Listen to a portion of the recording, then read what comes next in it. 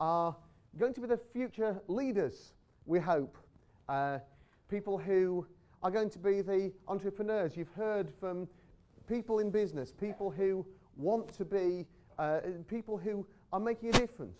You know, I think people who go into business are making a difference because they're making money for themselves, sure, but they're employing people. They're giving other people jobs.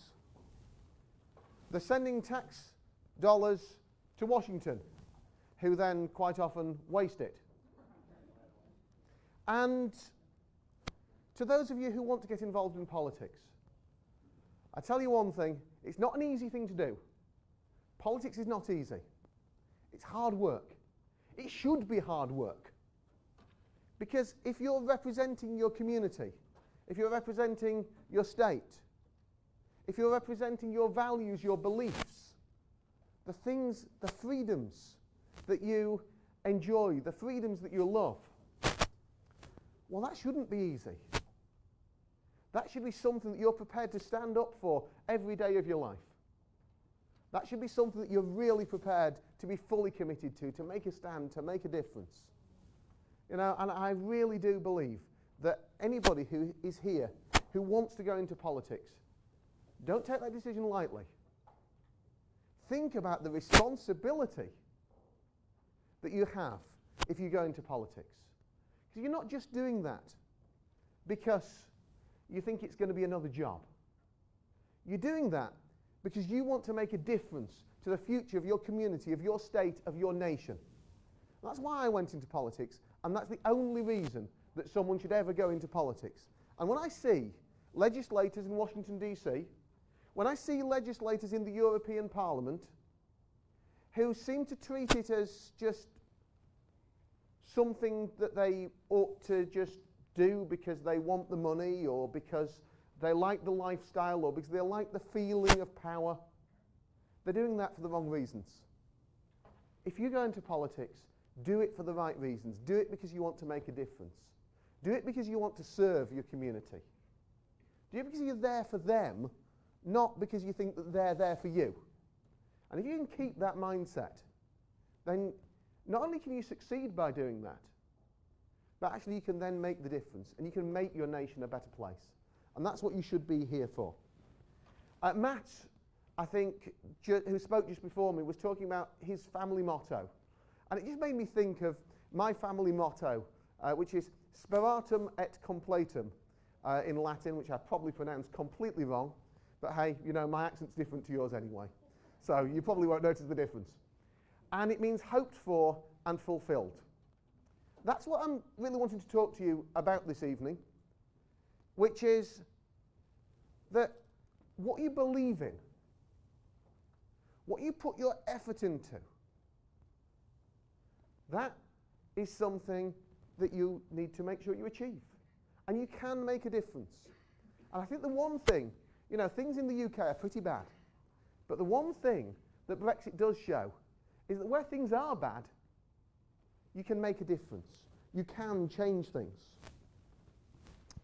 If there's anything that I say today that you don't understand, and I'm particularly talking to the younger people, if there's anything that you want to challenge me on, feel free, raise your hand and ask me a question.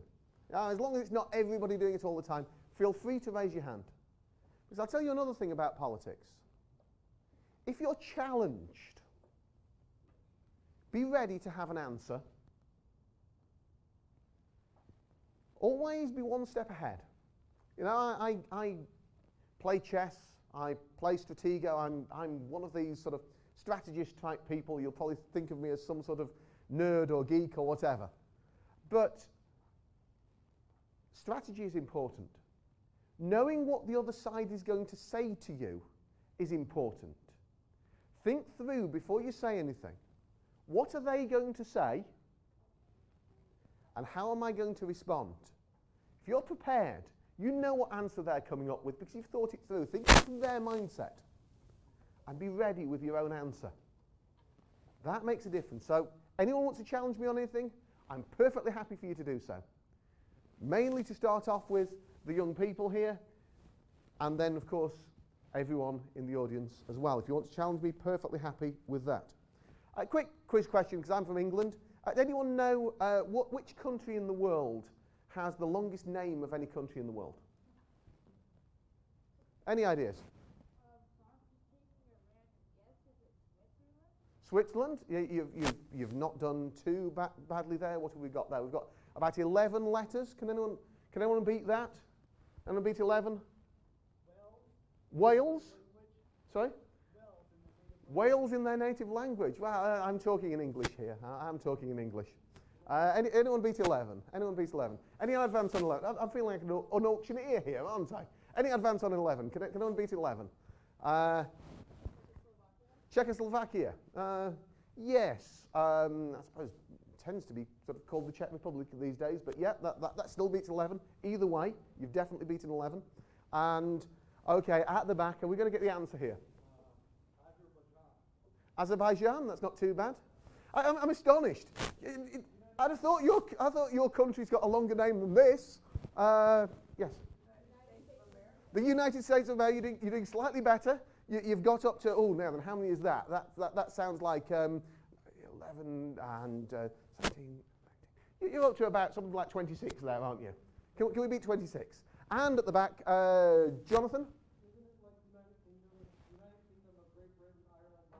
Yes, it's actually England. Yeah, well, not just England. It's the see, my country is known as the United Kingdom of Great Britain and Northern Ireland, which I think gets you up to about 56 letters, and it wins. It used to not win because Libya's name used to be longer in its original language. It didn't used to win, but now it does because Libya's shortened its name. Anyway, long story, but it's the United Kingdom. It's England, Scotland, Wales, and Northern Ireland. And, you know, I suppose, being from England, there's probably things about England that you've got your own preconceptions of. You know, you've got your culture in the United States. I've got a different culture in the United Kingdom. Amazingly, though, we don't drive around all day in horse-drawn carriages. We're not like Downton Abbey. We drive cars, just like you, although you might call them autos, I don't know. I've never met the Queen, but I do carry a picture of the Queen around with me everywhere I go. And pretty much everybody from the United Kingdom usually carries around a picture of the Queen. Does that surprise you? No, it shouldn't do, because I really ought to have somewhere in my pocket a pound coin which has got the picture of the Queen on it. So we do carry around the picture of the Queen, but that's not some sort of crazy English eccentric, you know, smoking a pipe kind of Sherlock Holmes kind of thing. It's just, no, the Queen is on our money. And the reason the Queen is on our money is that we are a constitutional monarchy, whereas the USA is a... Yeah, you've learned something this week. Yeah, you probably knew it already, to be fair.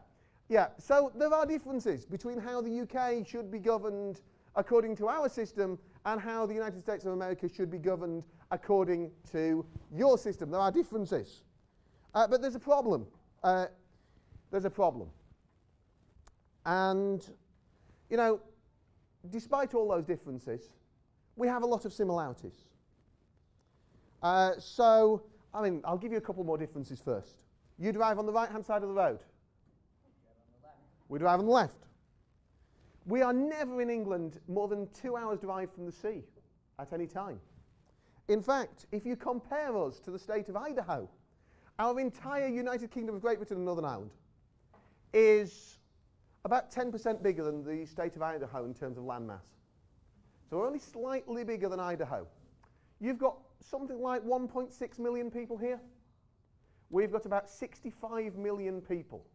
Imagine, for every one person in Idaho, there's probably about 40 in the United Kingdom, and we're about the same size as you. So our population density, how crowded we are, is very different from the UK to Idaho. There's loads of differences like that, and those do often affect policy. You know, when we talk about issues like immigration, for example, population density, how many people are in an area, that is more of an issue when it comes to immigration in the UK than it is in the USA. These things that are different drive differences in policy. But in other ways, we are very similar. You know, you have malls. We have malls too, we just call them shopping centres. You fill your car up with gas. We recognise that gas is in fact a liquid, so we call it petrol. You have stores, we have supermarkets, you have cookies, we have cookies, only the thing is that those nice chewy chocolate chip cookies, we call those cookies, and those little things we call biscuits, because otherwise we're very disappointed if you offer us a cookie and it turns out like that. We're going to be very, very disappointed and quite grumpy with you. But despite that, our biscuits, we call what you call biscuits, we call scones, but you know, we have broadly the same things. We've got lots of similarities. But more importantly than those similarities, what you have is liberty. And what we have in the United Kingdom, unfortunately, the story that I've got to tell you today is a story about how the United Kingdom has gradually been losing those liberties that you have been hearing about all week. That's the problem. And that's what the European Union is all about. Is that a hand raised to ask me a question, or are you just stretching because you're tired? Stretching because you're tired, that's absolutely fine. So, I went to university, I graduated, and I guess I started to see all the things that were wrong in my country. I saw my dad, back in 1975, we had a vote, a referendum. Do you have the word referendum here? Yeah, so like a proposition on a ballot. And so we had a referendum on whether to be part of what was called a common market. And we were told, well, I wasn't told, I wasn't born yet. My dad was told that it was all about free trade, that we would be able to trade with France, with Germany, with various different countries in Europe, and that we would have common standards for goods, so that what we sold into those countries would be fine, and what they sold into our country would be fine, and it was all about free trade. Fantastic, my dad thought. He voted for it. He said, yes, I want free trade. I want free trade with the countries around me. Because he believed what the politicians were telling him. I'll tell you what, he's never believed what the politicians have told him ever again. Because what the politicians told him turned out not to be particularly true. And what the UK signed up to was something called the Treaty of Rome. And the Treaty of Rome contains this principle. And it's called acquis communautaire. It means that whenever the UK has given a power away to what was called the common market but now is called the European Union, whenever we give a power away to the European Union, we are never allowed to regain that power. And so gradually, over the next 40 years, the European Union took more and more and more power away from us. Now, you in the United States, you kind of understand that situation, I guess.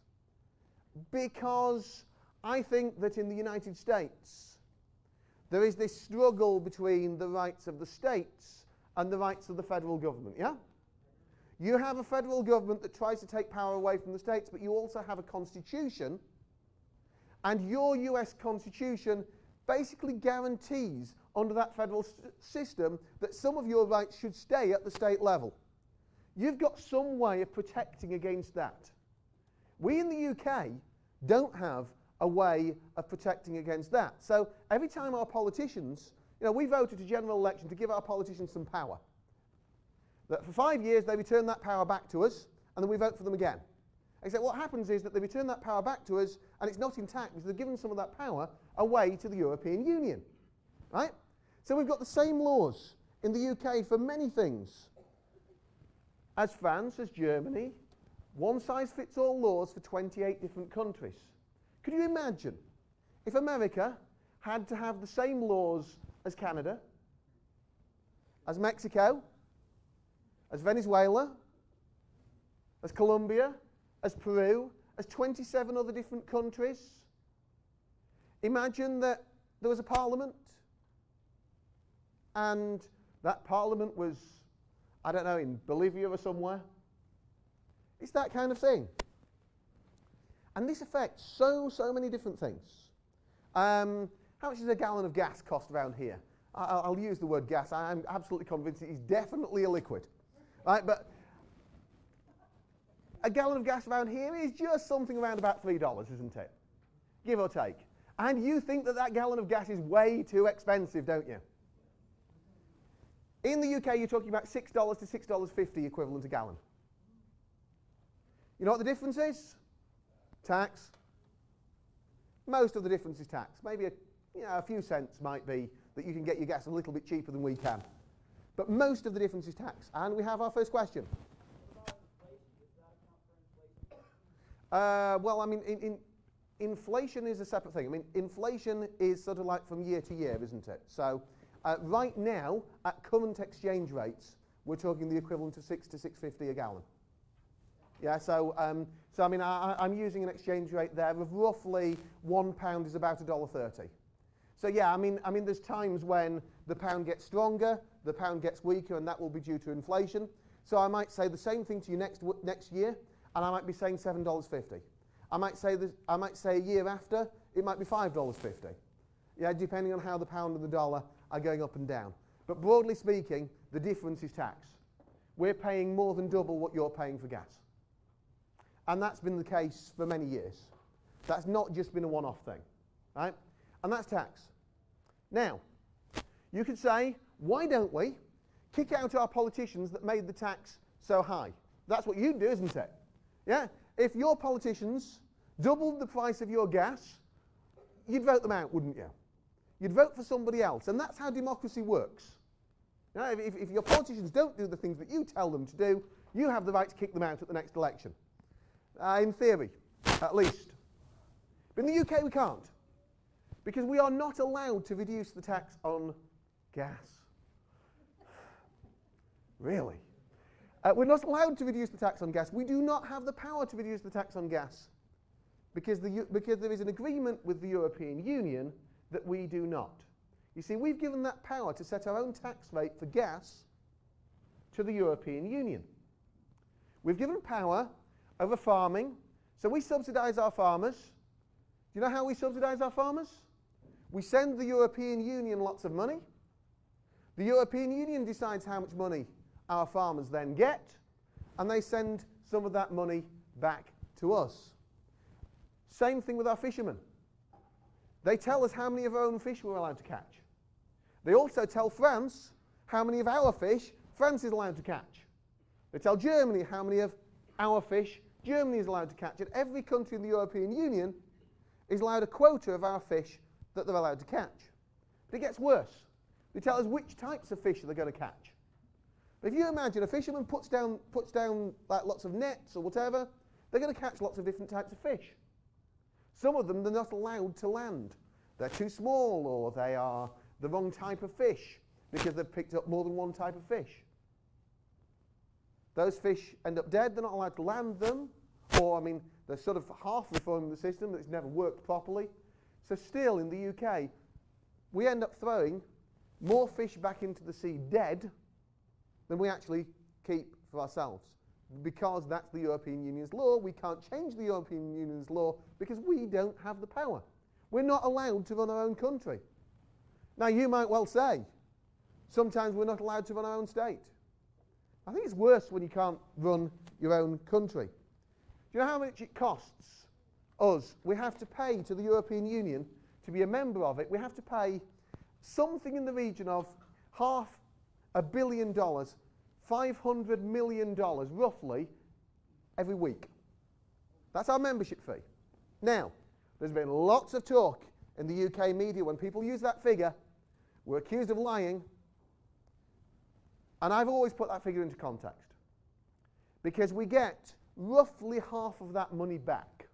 You know, we give the European Union about $500 million a week. They give us back around about a quarter of that we get back as a rebate. You know when you go to a shop and you get some cash back? We get about a quarter of it back, like that. And about another quarter we get back because the European Union gives us free stuff. Now they give us stuff. You know how the government likes to tell you that they're giving you things? Yeah? They give us some of our own money back and they say, we're going to build this motorway, or we're going to build this hospital, or they give us things back, or they subsidise our farmers, or whatever. So overall we get about half of that money back, but they tell us how we can spend our own money. So I was in Denny's the other day just because it just seemed like an American type diner. And it just got me thinking, how about, who would like a $25 voucher for Denny's? Oh, probably not many of you. You don't like Denny's very much. Okay. Give me a better, I don't know, Applebee's, I don't know, what do you guys like? Cracker Barrel, there we go. So let's say that I was going to give Jonathan a $25 voucher for Cracker Barrel. You'd be quite pleased about that, wouldn't you? Right, now how many of you would want to buy that $25 voucher for Cracker Barrel off me, but spend $50 on it? Right? That would not be good business. That's what we do with the European Union. We send them money, and they send us back like a voucher. They tell us how we've got to spend, what comes back. Except that it's a bit worse, because every time we spend that money, we've got to put the European Union's flag on it, on anything that's bought with it, and we've got to say this project was financed by the European Union. We've got to say that they paid for it. No, they didn't. We paid for it. We gave them money through our taxes. They gave us half of it back, and they told us what to spend it on, and then they expect us to say thank you. That's how it works. That's what the European Union does all the time. Quick quiz question for you. Who knows where the European Parliament meets? Put your hand up if you know where the European Parliament meets, and put your hand up if you're under the age of 18 and you know where the European Parliament meets. Go on then. Brussels, fantastic answer, and you get partial credit for that. Yes, the European Parliament does indeed meet in Brussels in Belgium. Brussels is the capital of Belgium. I go to work in Belgium, and then I come back home, and that's kind of how it works. I spend most of my life travelling, not quite as far as to Idaho. That was a little bit more. But I spend most of my life travelling, yeah. So Brussels, you get partial credit for that answer. Would anyone like to explain why you don't get full credit for that answer? Go on. They don't meet in the same place? They don't stay in the same place. They also meet in Strasbourg, which is a town in France. So what happens is, and I'm afraid that some of you are going to find yourselves Googling this later and just trying to see whether you're going to believe this or not. But the European Parliament, 1 week a month, the entire Parliament packs its bags. You have a long line of trucks drive hundreds and hundreds of miles down the road from Belgium, across the border, into France, usually going through Luxembourg in the meantime, just because that's an easy way of doing it. And it gets to Strasbourg in France, they unpack everything, they unload everything, all the people who work in the Parliament move across for a week. The entire Parliament sits for 4 days a month in France, and then it all moves back again after those 4 days. So I work in the UK representing my constituents. I do the best job I can of that. I work in Brussels in Belgium, and then I work in Strasbourg in France. We call this, we describe this as the travelling circus. We can't stop it. We can't stop the Parliament going backwards and forwards every month. I must have voted 50, 60, I don't know how many times to stop the travelling circus, but do you know what? The European Parliament doesn't even have the power to decide where it meets. It decides regularly that it wants to stop this travelling circus, but it doesn't have the power. The people who decide where the European Parliament meets, well, the French got it written into the treaties. And you can't change the treaties without everybody agreeing. The French won't agree to it changing, so it stays exactly the same, and the European Parliament cannot decide where it even meets. Of course, the European Parliament isn't a parliament like you know it, or a Congress, or a Senate, or whatever. Because we can't write new legislation. The unelected European Commission write the legislation. They send it to the European Parliament, and we can vote yes, we can vote no, or we can amend it. We don't even decide our own legislation. Now, to be quite honest, I don't want legislation that is exactly the same legislation for Greece as for the UK. Different legal systems are different. You know, if If you try to have the same law for France as for England, you have slight problems because France has a different legal system to England. You can turn right on red here, yeah? You're allowed to make a right turn on red. Except if there's a sign up saying no right turn on red. That make sense? That's kind of how government works. Yeah, you have the freedom to do whatever you want, unless there's a law stopping it. That's how it works. That's how British law works. The continental Europe legal systems kind of work on the opposite principle. It's based, it goes back to the time of Napoleon. Ours goes back to Magna Carta, the Bill of Rights, all these things that kind of also influence your system. But in Europe, a lot of the continental legal systems are based on the Code Napoleon. And so that kind of works on the opposite principle. It works on the principle that you can't do anything unless government gives you the right. And I hope you can see that there's something a little bit wrong with that. Certainly from our point of view, there's something a bit wrong with that. But it means that when those laws come in the UK, if we try to sell things in pounds and ounces, instead of in kilograms and grams, it becomes a criminal offence. Whereas anywhere else in Europe, it isn't, because that's just how our legal system works. So the idea of having this same law for 28 countries just doesn't work. Our Supreme Court isn't supreme because under European Union law, the European courts override our courts. So, let me ask you this. How would you feel if your Congress weren't allowed to do anything unless a parliament in Mexico let it? How do you feel if your Supreme Court could be overruled by a court in Peru? How would you feel if your policy for agriculture was decided by someone in Argentina? How do you feel if your fisheries policy was decided by a country that doesn't even have a coastline? That happened at one point. They literally gave the post of fisheries commissioner to a country that didn't have a coastline.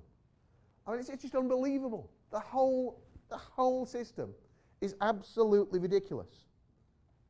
So that is why I have a problem with the European Union. Now, remember what I said before about strategy. Remember I said about think about what response you're going to get. Imagine you're a Democrat and you want to argue with me. And I've just said that we're being overruled by these other countries. What do you think the response is going to be from the other side? Any ideas how they might argue with me? Think about your federal system. How do you think they might argue with me? Go on. I think a Democrat might say to you, well, why don't you just go to another country like America? Why don't you go to a place that's freer? Or why don't you do something about it instead of sitting around and complaining about it? That seems like a very Democratic answer.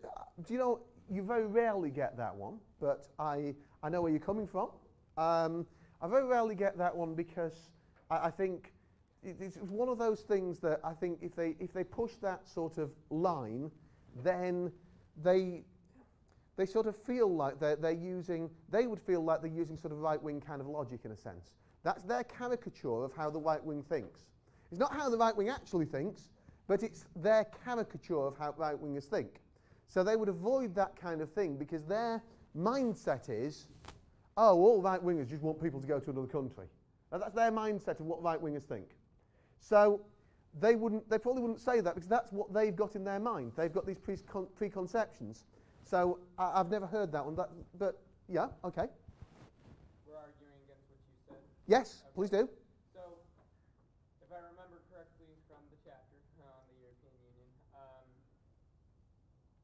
if you're not part of the European Union, then like the tariffs or whatever for importing, exporting are higher than if you're within the European Union, right? So I mean, this is okay, but I'm asking for. I mean, I'm happy to answer that question at the end, but I'm asking for a specific counter argument to the sovereignty question. The idea that that I'm saying it's not okay that our court is our Supreme Court can be overruled by a court in Luxembourg. Yeah? So I'm asking for a counter-argument to that based on, like, your federal system. You've got a federal system. What do you think? What analogy do you think they're going to use? Were you wanting to? Oh, I was just going to say, like, as a counter-argument, you could argue that, kind of like Israel was saying, there is greater economic opportunity for international trade when you have kind of flat trade laws like that. That was actually part of the problem with the Articles of Confederation in America, was that things were so different from state to state that you couldn't trade, and the economy was crippled. So you could say that it will help the economy, it will help everyone be better. Yeah, but again, I'm talking about the specific point that I'm raising. I mean, yeah, that's an argument that might be used for the. I mean, people use that as an argument for the European Union, and yes, but I mean, as an argument specifically against the idea that if I say it's wrong for our Supreme Court to be overruled by a foreign court, if I say it's wrong for our Parliament to be overruled by a foreign Parliament, so. You see what I'm saying? So again, I'm happy to answer that question at the end, but it's a slightly separate point. Would it be that they think that it's not your right to judge the higher government decision because they are more wise than you? Okay, sort of. Now, I'll give you the argument that I normally get anyway. And the argument I normally get here is simple, and that's why I was trying to hint at the federal system. What they say is, well, isn't it just like the USA? You've got a state government, but you're overruled by Washington, D.C. Yeah, your state Supreme Court can be overruled by the federal Supreme Court. It's just like we've got in America. You see what I'm saying? That's the argument that I normally get on that specific point, and I'm totally happy to answer the various other points later. You see what I'm saying? That people will say, well, it's just like the USA. And that is one of the things where there are three differences. You know, first big difference, there's a difference when you're talking about a nation. The UK is a nation. We're not talking about a federal system of states.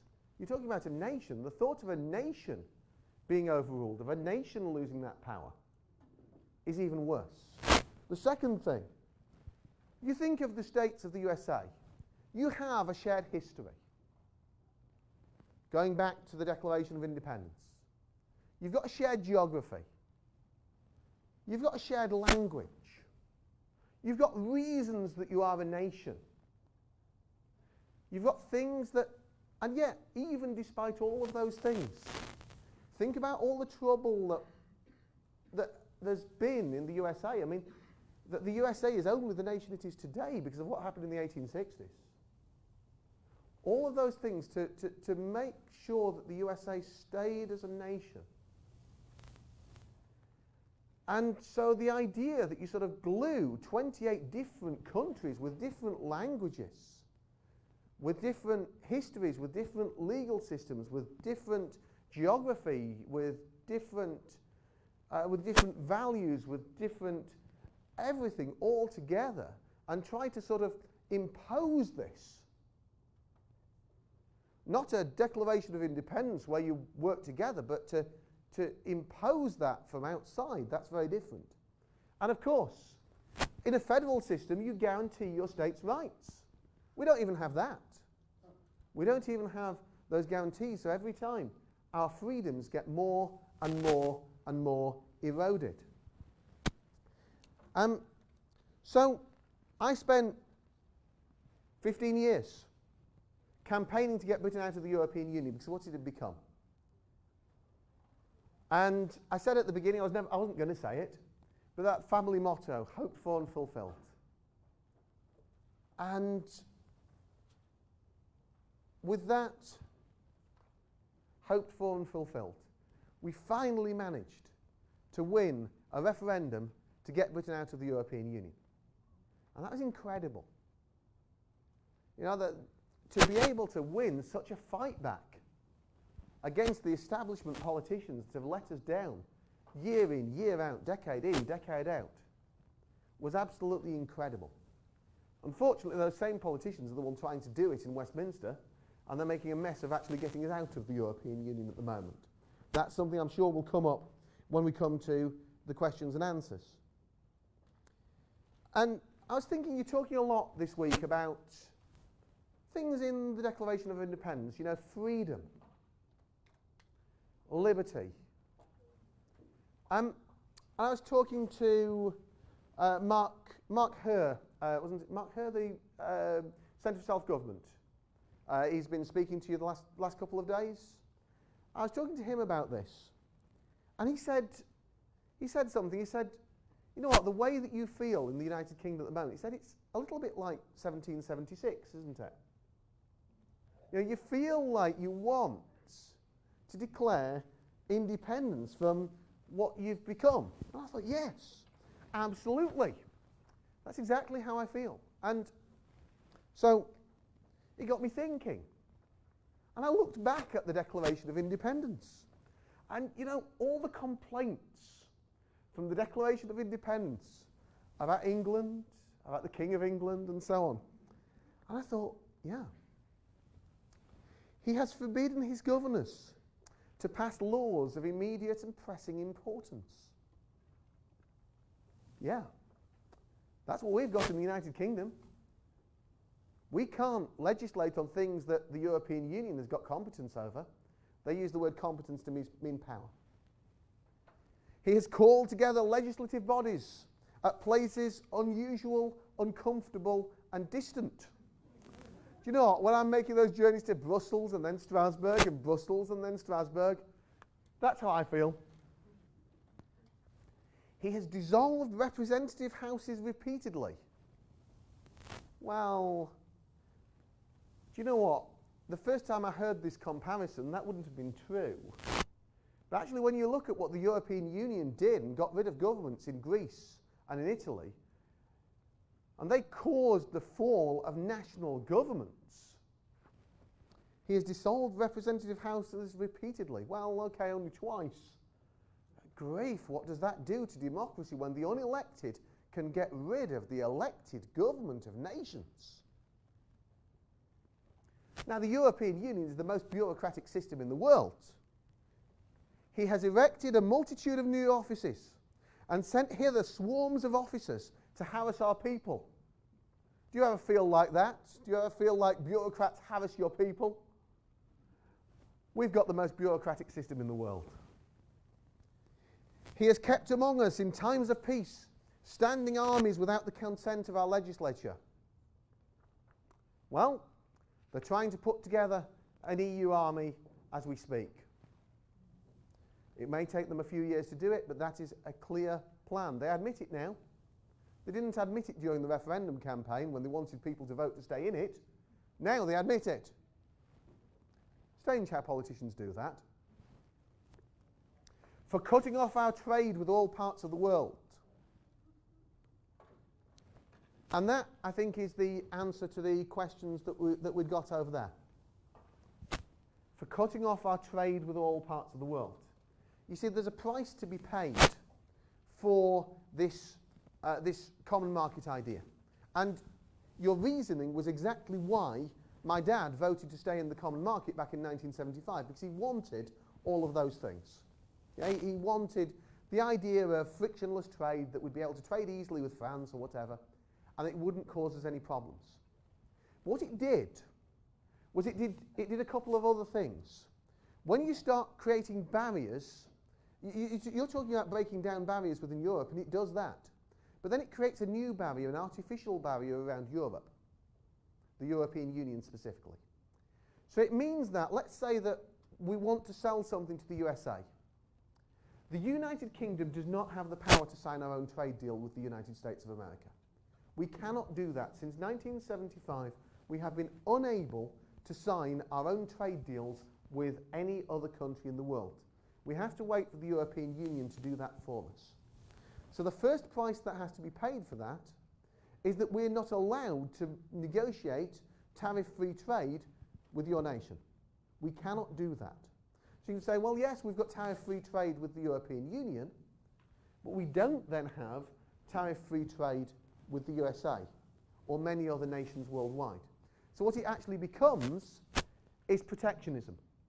It becomes this, you know how like people accuse people of the right side of the aisle of being very introspective, very inward looking, not looking at the wider world? Well, actually that's what the left do on the European Union. They just look at Europe and they don't realise that there's you guys here, that there's people from America that we might want to trade with, that there's people from all over the world that we might want to trade with. And so the UK has to wait till the EU negotiates a trade deal for us. And is it looking out for British interests when it does negotiate a trade deal with other countries? Well, sort of, but it's kind of looking out for 28 different countries all at once. So if we want, so we've got to kind of like negotiate our own negotiating position. And the second thing is, let's say we do trade with the USA. Do the things that we sell to the USA have to obey US rules? Well, yes. And that sort of makes sense, doesn't it? You know, we shouldn't be allowed to sell substandard goods into your country. We should have to obey your laws if we trade with you. And you should have to obey our laws when you trade with us. That's kind of fair. It makes sense to both sides, yeah? But the problem is that with the European Union system, we don't just have to obey American laws to trade with America. We have to obey European Union laws then when we trade with America. We have to obey those European Union laws when we trade with ourselves. If I trade with somebody in the city next door to me, I've got to obey the laws from Brussels. And all of those things have a bigger cost. So the answer to your question is yes, there is a benefit, but that benefit is outweighed by the detriment to the rest of the world trade, and 90% of the trade that you do anyway as a nation is trade with people within your nation. And it harms the trade that you do within your nation. So yes, that is an argument that you see from the pro-EU side, but the problem is that that argument is outweighed by the other side. And frankly, I'll say one other thing, even if it weren't outweighed by the other side, I think that the sovereignty of a nation is even more important. You know the quote, any nation that would give away its sovereignty for and liberty for a little economic benefit, I'm trying to remember the exact quote, deserves neither. If you're prepared to just throw away your sovereignty in the chase of a couple of dollars, you don't deserve your sovereignty in that sense. You're not valuing it enough. But I mean, I truly believe that the UK will be better off eventually outside the European Union. I believe that. But even if I didn't, my sovereignty matters to me even more than that. And it goes on. For abolishing the free system of English laws. You know, we can't sell goods in pounds and ounces anymore. He has plundered our seas, ravaged our coasts, burned our towns, and destroyed the lives of our people. Powerful stuff from the Declaration of Independence. Well, plundered our seas when we were throwing fish back into the sea dead. Yeah, okay, I can go with that. Ravaged our coasts, yeah. Destroyed the lives of our people, yes. Burned our towns. Finally, we found something that it hasn't done to us. Yet. For imposing taxes upon us without our consent. $500 million a week. See, every problem that's caused by the lack of good government seems to me to be what the EU is all about. They pass law after law after law. Do you know what? If you're thinking of going into politics, I've got a piece of advice for you. There's one question you should always ask about any bill that you see before you. Any new piece of legislation that you see is proposed, ask yourself this question. It's a very simple question. Why? Does government really need to do this? Do we really need to interfere with people's daily lives? Sometimes, yes, there will be an answer yes. Now, there are laws that we do need to pass from time to time. But make sure that there's a very, very good reason for it, because otherwise you end up with unintended consequences. If you just pass law for the sake of it, you end up with problems. Whatever the proposal is, if it's a federal proposal, Ask yourself the question, could it be done close to home? Could it be done at state level? If it's a state proposal, could it be done at city level? Because when decisions are taken too remotely, and I think we said that from the legislative bodies at places unusual, uncomfortable and distant. Remember that? The further the decisions are taken away from people, the less say they've got, the less they feel involved, the more they feel that the politicians don't care about them. If it can be done close to home, do it close to home. Very simple. So I'm going to finish today by talking to you briefly about how long have I got? I've got about 10, 15 minutes left. I've got almost 20. Wow. I mean, I could do the political thing of spinning things out a little bit longer, or I might just take a few more questions. 3 lies that you're going to hear from the liberal left. And it's the same in the UK as it is in the USA. It's the same with the European Union. 3 lies you're going to hear. Lie number 1. Loving your country is all about hating foreigners. Ever heard that lie? You just hate the people from other countries, don't you? That is an absolute nonsense. And I'm here today to speak to people who want to be leaders. Patriotic young people who care about the future of America. Here's what I say to this. I love my country. But you know what? That doesn't mean that I have to hate yours. You love your country. That doesn't mean that you have to hate mine. We can be united in that fact that we all love our countries, that we can respect each other's countries.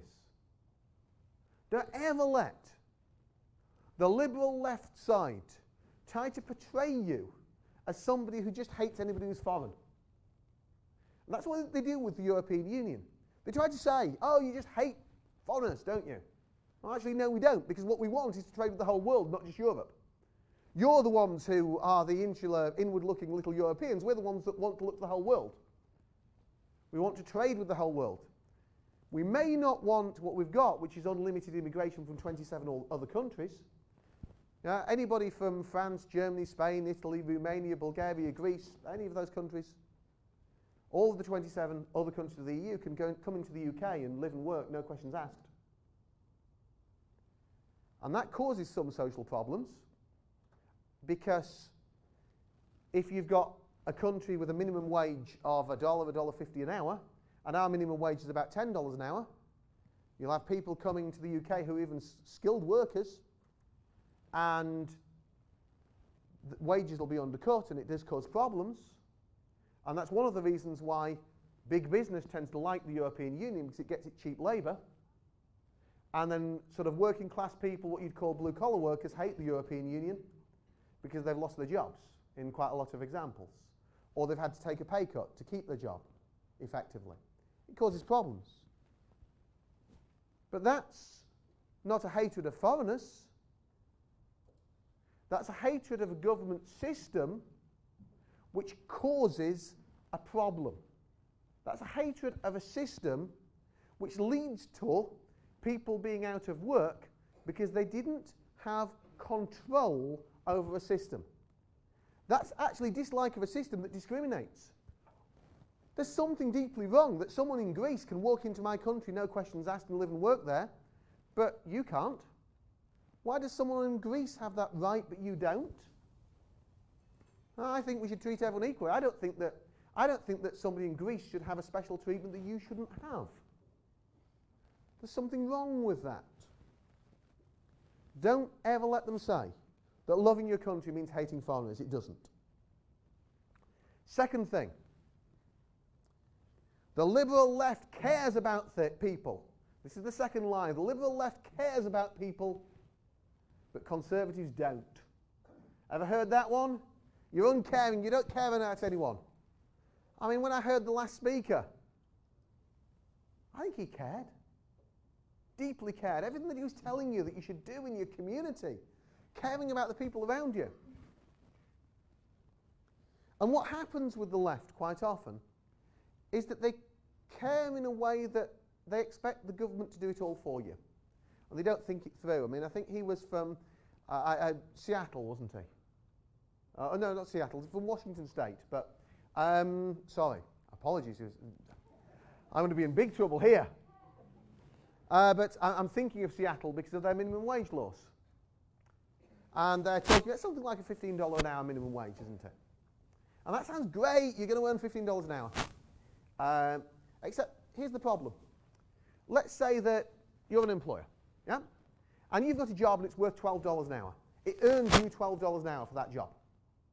So you pay the person next to you $10 an hour to do that job. You keep $2 an hour for yourself because that's your profit. You're taking the risk of employing him, so you need to have a profit to justify that risk. You employ him at $10 an hour. He's happy because he's got a job that he wouldn't have otherwise. Yeah, I mean, that seems reasonable. That seems fair. The government comes and says minimum wage is now $15 an hour. You can't employ him. You lose out because you can't make your profit. He loses out because he doesn't get a job. He doesn't have a job. The liberal left say that that's caring. You've put him out of work. There's a victim to your policy. Because we don't know exactly who those victims are, they forget about those victims. And, you know, how do you react? You know, okay, I will say this. Abortion. I'm guessing that probably the majority of people in this room would take a pro-life position. Would I generally be right on that? Generally, yeah. Anyone brave enough to say that they wouldn't? No. That may be that nobody in this room does. So, I just don't see. Now, how do you react? Yeah, if that's your friend, your classmate, if you're at school, if that's somebody that you know well and they're in that position and they come to you and say that they're thinking of having an abortion, and you think, hey, that's a baby. Is your reaction to lecture them about your pro-life beliefs? Or is your reaction to say, hey, you're my friend. I'm going to stand by you. I'm going to help you. You know, you need a babysitter. I'm going to be there. Yeah, I mean, surely you care, don't you? You care about your friend, and you react not just in a political way, but you react in a personal way as a friend. And you help that person through the situation. You might not agree with the situation they've gotten themselves into, how they've gotten themselves into it, but they're your friend still. And you still help them through that situation. And you show that you care. Surely you show that you care. Now imagine the liberal left's response to that. Well, have an abortion. Does that really show that they care? I mean, I'm not just talking about the baby's life, I'm also talking about the mother's life as well. Have they shown that they're willing to stand by their friend for ages? We have a question. Yeah. I've seen that actually happen where a liberal has given advice on abortion to another person.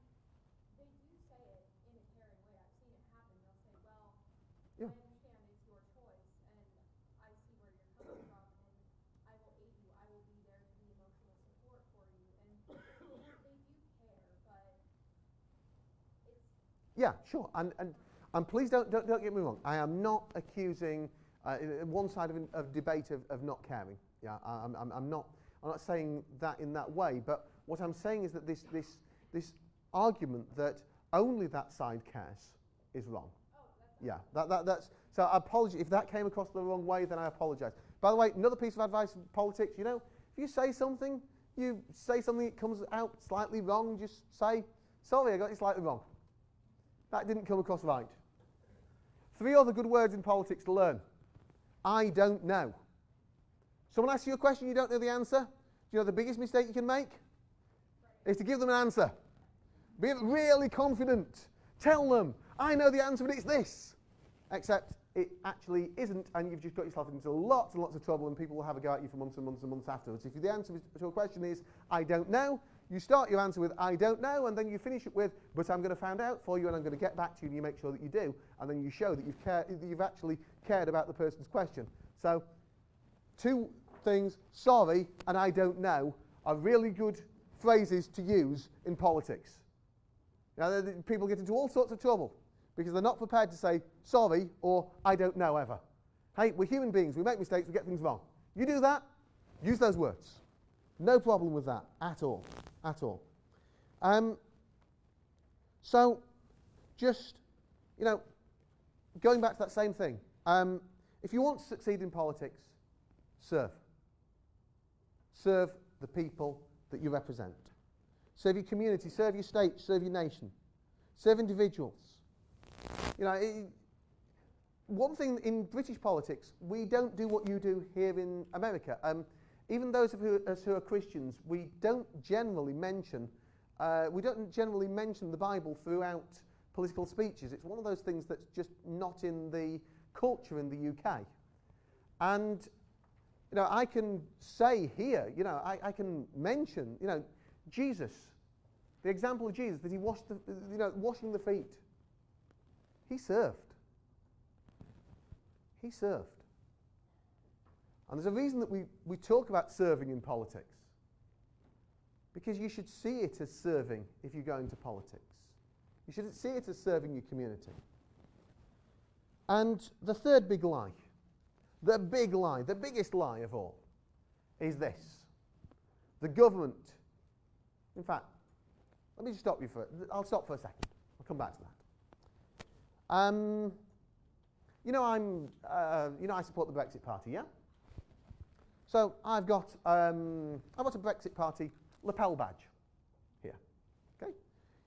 If I asked for a show of hands and, who would like a little memorabilia, who would like a free Brexit Party lapel badge? It's free. Yeah, okay, fine. So we've got Justice Gonzalez. Right, there you go.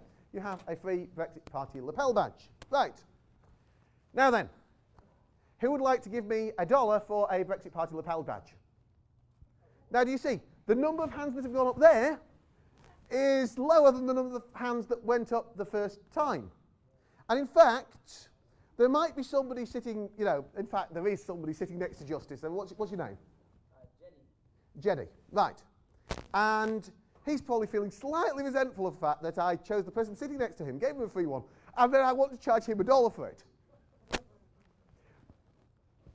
Third biggest lie in politics.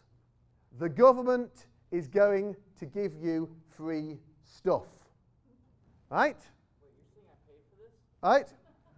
If that happened, if I were the government, I'm not saying you paid for it. I'm saying somebody did. As it happens, Nathan was supposed to speak. Nathan couldn't make it. I came along in Nathan's place. And Nathan paid for these. Right? It cost about $1. Nathan paid for it. He gave me some, and I thought, I'll give one to someone here today. Right? Somebody paid for it. When that's the government giving you free stuff, it's not free. That would be like everybody in this room, we had a whip round, and everyone in this room gave me a cent.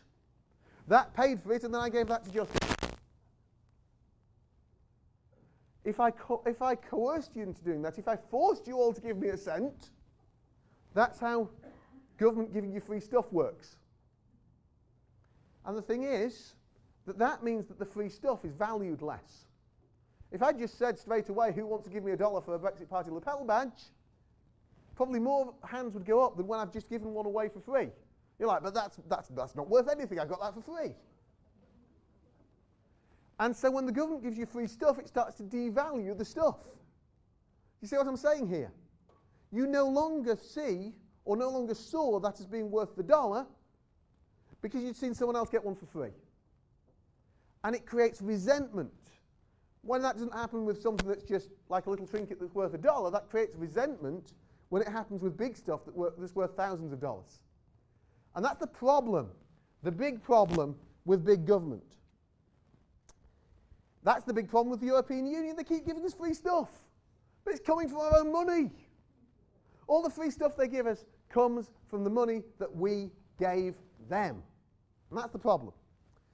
So we'll move to Q&A in just one moment, but I want to really make sure that lie, the lie of free stuff, I'm going to challenge you now. Because you can actually fall into that trap when it comes to your own liberties. Life, liberty, the pursuit of happiness. You may know those words. Yeah? You're probably hearing a lot about these inalienable rights this week, aren't you? That sort of thing. You're hearing about your rights as free citizens of a free country. You're hearing a lot about that. Now, don't treat them as free stuff that are being thrown at you. They're far more important, far more serious than that. When you get liberty, that comes with responsibilities. You don't get to interfere with someone else's liberty. You get the right to life, but that doesn't give you the right to take someone else's life. It comes with a responsibility. You get a right to the pursuit of happiness, which, by the way, isn't a right to happiness. It's the right to the pursuit of happiness. But if in pursuit of happiness you want to build a tennis court in your neighbour's backyard, I'm afraid that you can't do that because that interferes with your neighbour's pursuit of happiness. Don't treat your rights as being free stuff that the government gives you. Your rights are innate. They're inalienable. They don't come from government. They're not free stuff that you're getting from the government. And if some liberal tries to suggest that you're getting those things because the government's giving you them, challenge them. If they're given by government, they can be taken away by government. If they're given by God, they can't be taken away by anyone. See what I'm saying? So, finally, if you want to succeed in life, you believe in those rights, you defend those rights, you cherish those rights. But what you do with those rights counts. You've got the right to freedom of speech, but you've also got the right to use that freedom of speech to say good, powerful, uplifting things that make a difference. It's a legal right, but it's a moral responsibility. Use it wisely. Every word of freedom comes with responsibility. And let's just have that sense of determination that you'll defend those freedoms with all your heart. Because surely, liberty and freedom, that's more than just a word. So, I think we've got time. Have we still got time for some Q&A? Have I finished bang on the dot? Good. Right, so questions. Preferably somebody who hasn't spoken at all already first, and then I'll come to people who've already spoken. So anyone got a question who hasn't said anything yet? Okay. Yes. Sorry. Could you explain a little bit about the dividing line with the forfeiture of states of their own sovereignty for the member nations between matters that are external to the nation and that are internal? In other words, in the criminal court system, the European Parliament gets override criminal convictions if they don't like them, or even in civil matters? I think this is slightly trickier because the European Court of Human Rights can override things in the UK. So the European Court of Human Rights can override UK courts. But the European Court of Human Rights is not specifically a European Union institution. So the European Court of Human Rights covers other countries that aren't just in the European Union. However, it's still just as guilty because if you're a member of the EU, then you have to also sign up to the European Court of Human Rights. So the answer is yes, depending on how the EU defines human rights, which in many cases is quite a perverse way of defining human rights. Okay, any questions from anybody who wants to challenge me on anything? Anyone who disagrees with anything that I've said and would like to challenge it? Okay, I've obviously been incredibly persuasive as a speaker, in which case we will now allow questions from people who have already spoken today. So, going to the back there first, what's your name? Sorry? Samuel. Okay.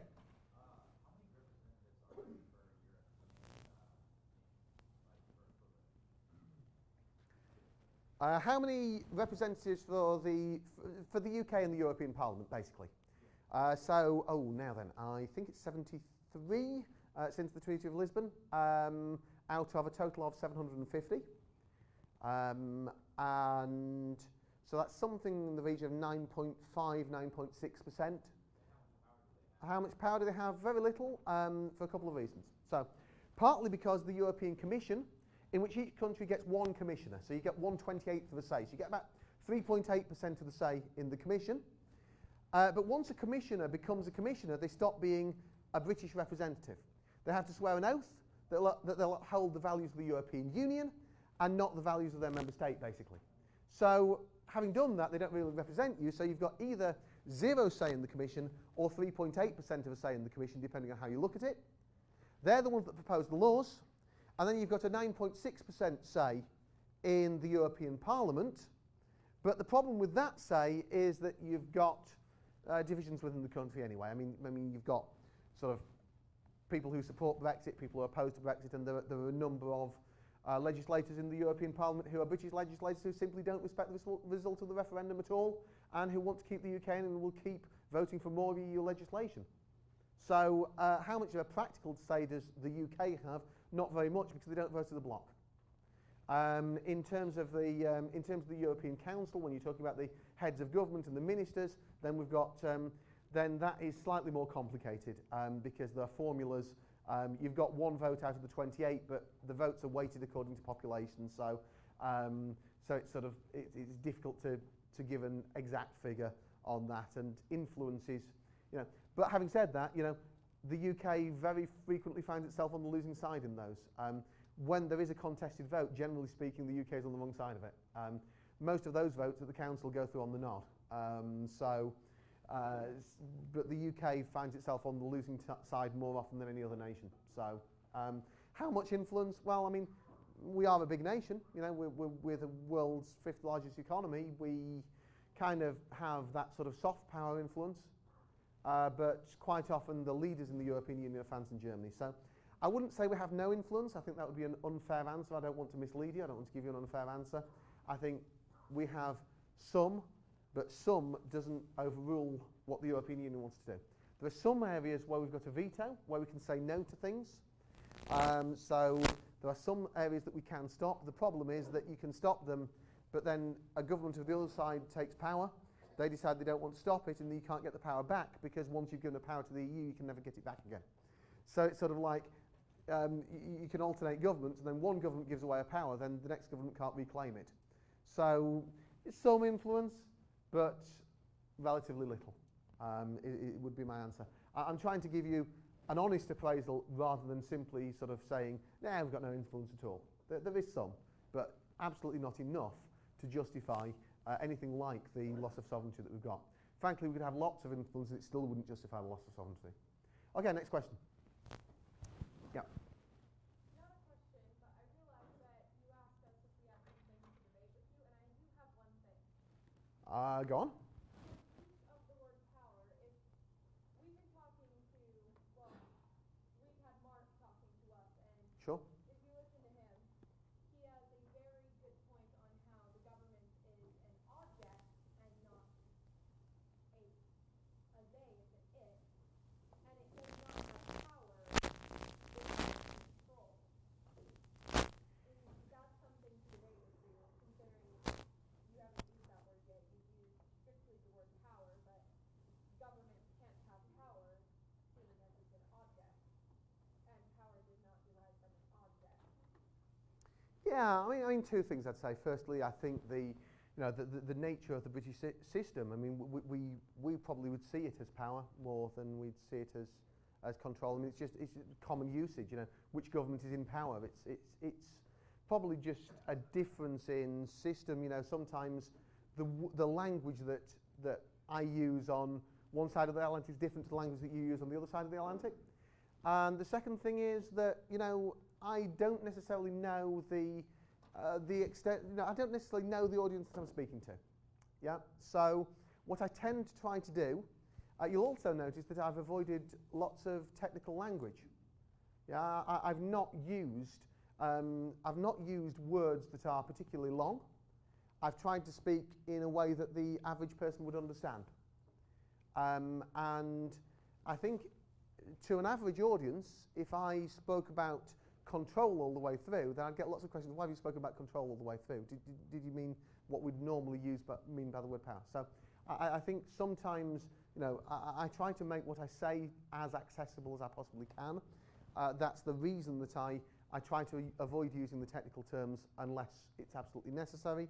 And I think, therefore, I just tend to choose the simplest word. But I don't disagree with your point, and I think it's perfectly reasonable either way. You know, I mean, I would happily, you know, if you want me to, you know, I could happily repeat the entire speech and use the word control instead of power, and I don't think it would make much difference to the speech. But I mean, I totally understand your point, and there is, you know, a value in using precise language. Are you wanting to come back and challenge that?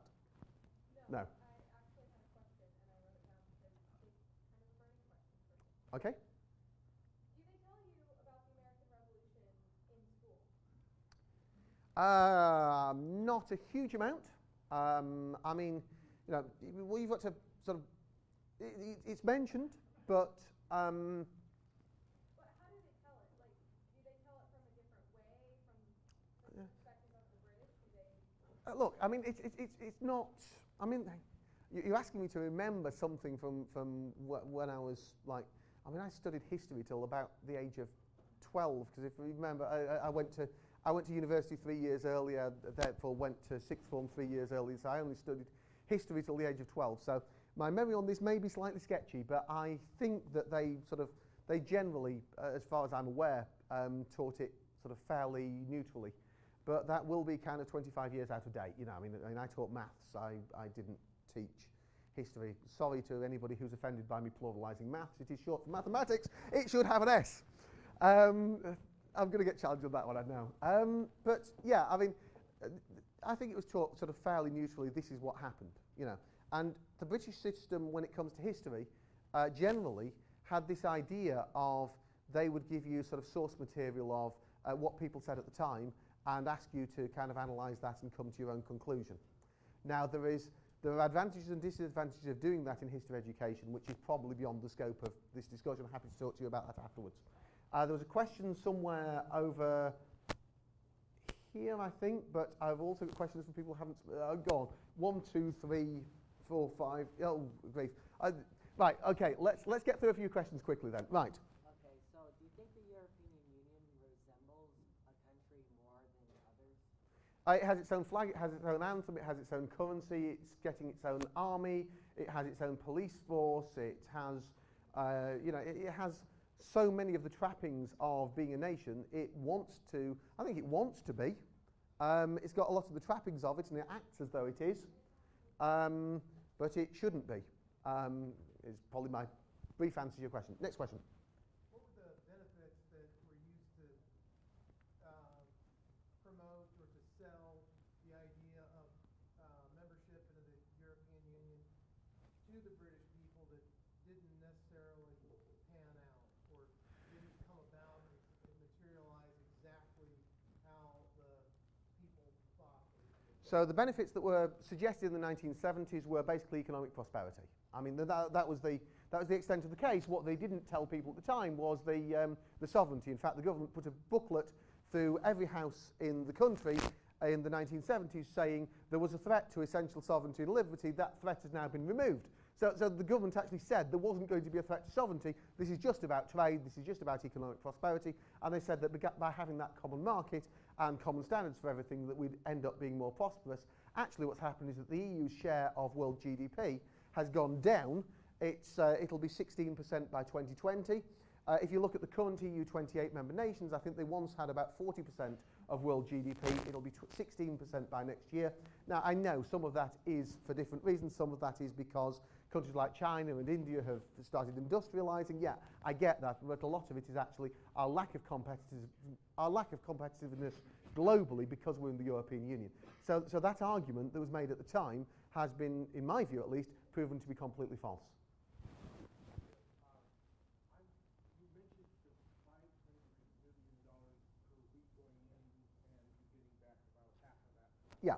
broadly. Is that the crux of the problem with Britain's leaving the Union? Is that the crux of the problems with leaving? It's certainly part of it, because the European Union kind of wants us to pay a divorce bill. They want us to pay about $50 billion as a divorce bill. That's part of it. But the UK agreed to pay it. Quite why they agreed to pay that when we don't legally owe them that much. I mean, there's an argument that there's certain things that we could owe, like if we've been in there and, they owe debts, then when we leave, do we owe a share of the debt? We also should have a share of the assets. You can argue that maybe, you could argue $5 billion, but the UK government's agreed to pay 50. Long story, much longer debate than we've got time for. Certainly from the EU side, they are very much keen on getting that money from us. But I think the crux of the matter is, I actually think it's more likely that they're worried that we'll prosper outside. They don't want us to do better than they're doing, because then other member states will want to leave. I think that's more likely. There's a question there as well. Did you have a question? Well, it goes back to the control power. God has the power.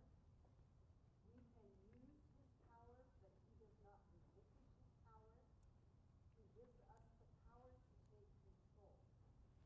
So that is Mark II's reference Yes. to the having stayed at our house numerous times. The guy gets up at 6 in the morning and goes until 10 at night. Yep. Saying this, and so this was his concern about power, is that we remember power is God's and we can use his power. And do you know what? I think you've really highlighted the differences between how people in the UK and people in the USA approach politics. Because people in the UK don't speak of politics from a godly perspective. And therefore, in common usage, any meeting I spoke to in the UK would sort of feel, we separate our politics from beliefs in a lot of ways. Now, my Christian beliefs influence my political beliefs. Of course they do. But in the UK, if I'm giving a speech, people would think it would be very strange for God to be mentioned in that sense. It's sort of like it's seen as something that underpins beliefs rather than something that's outwardly spoken. Would you? Am I okay to just take the question from the? What I'm going to Oh, do sorry. is, Okay. yes, you can take the questions. What we're going to do is, after these two young people ask questions, we're going to adjourn for the evening, and anybody that wants to stay, if it's all right with Absolutely. you, can stay and ask questions and maybe take some pictures. Sure, that's absolutely fine. Any questions, any pictures are fine. I just feel that there were just two questions there from people who haven't spoken at all this evening, and I did say that I'd give priority to those people, so apologies. Yeah. So when you were comparing, or when you were reading out the Declaration of Independence and comparing it Sure. to events that were happening in the UK, you gave an example of some of the things that were listed, like ravaging our shores, you said, with the fishes, and there Sure. were a few other points. Could you give some examples for those as well? Because you just I will have to look at my notes to see which exactly were the things that I didn't give examples of at the time. One of those things, yeah. So I talked about the throwing fish back into the sea dead. Taxes without consent. I mean, a proportion of our value-added tax, the equivalent of your sales tax, but hugely more bureaucratic. A proportion of that goes to the European Union. We have to give a percentage of our VAT to the European Union. The putting together of an EU army, we've already got a common defence policy, common foreign security policy, and those are being sort of gradually extended. So I think in terms of standing armies without the consent of our legislature, I think that's fairly close. The inability to sign our own trade deals we talked about already. I think that sort of fits with cutting off our trade. If we want to trade with you freely, we can't do that without the consent of the European Union. They then have to negotiate the same deal for 28 countries, and France might object to something that we want to be in the deal, so it doesn't end up in the deal. So that would be a part of that. Dissolved representative houses, I gave the example of how the European Commission has destroyed the governments in Greece and Italy in the past.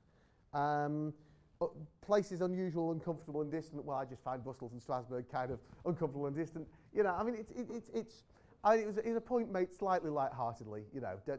Don't take it sort of like as being an absolute. It was a point made to sort of explain a point, to explain how people feel. It's not intended to be a suggestion that it's an absolute analogy, that everything is absolutely the same. I'm trying to sort of give the idea that there's a feel with a lot of the British people that we want our independence from this European Union. And so just take it in that context. Don't take it as intended to be literal. It's intended to be figurative. Take it as figurative. And there's one more question from just in front of you, from someone who hadn't spoken. Sorry. Would the UKIP party and the Brexit party, would they be comparable to like Republican or Democratic that was kind of in the UK? So, I mean, the UKIP party is dying. The Brexit party is not, for various reasons which we won't go into in great detail because you've got other places to be. Comparable to the Republicans and Democrats? No, because you have a bipartisan system. You have Republicans and Democrats. You have primaries within that.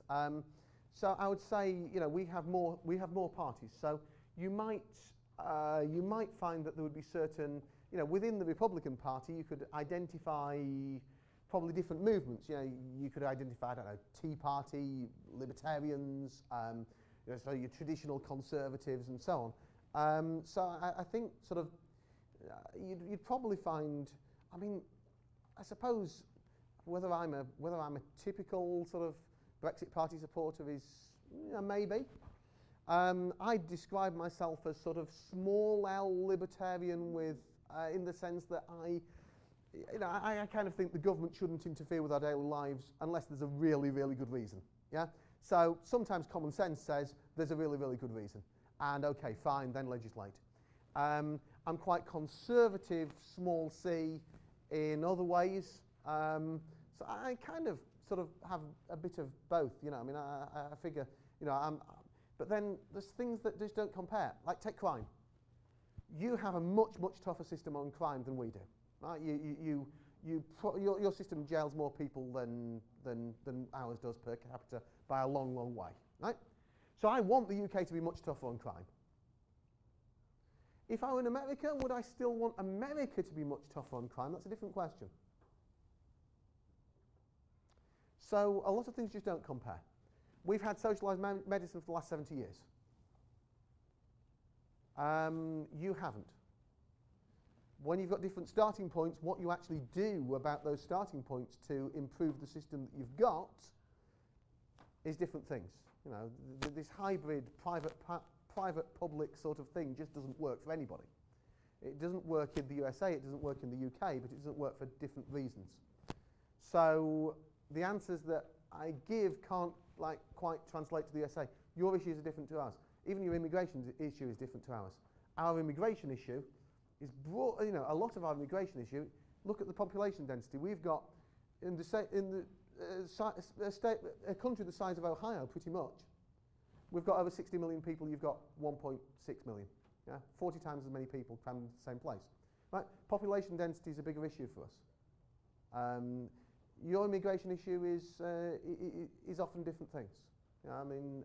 So our immigration issue is also about unfairness. So when we try to compare, it's a little bit difficult, and so I just can't pigeonhole it. It just doesn't work so easily. I'm sorry, there isn't. I'm a big believer in just if the answer to a question is yes, just say yes. Or if the answer to the question is yeah, we're like Republicans. Republicans are a much broader church, and politics in the US and UK are different.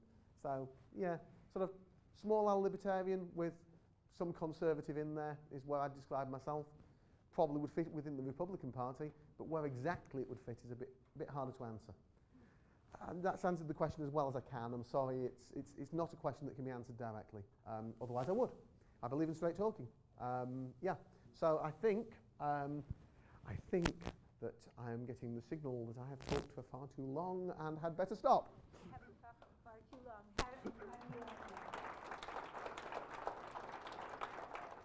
It's been an honor to have you, and we appreciate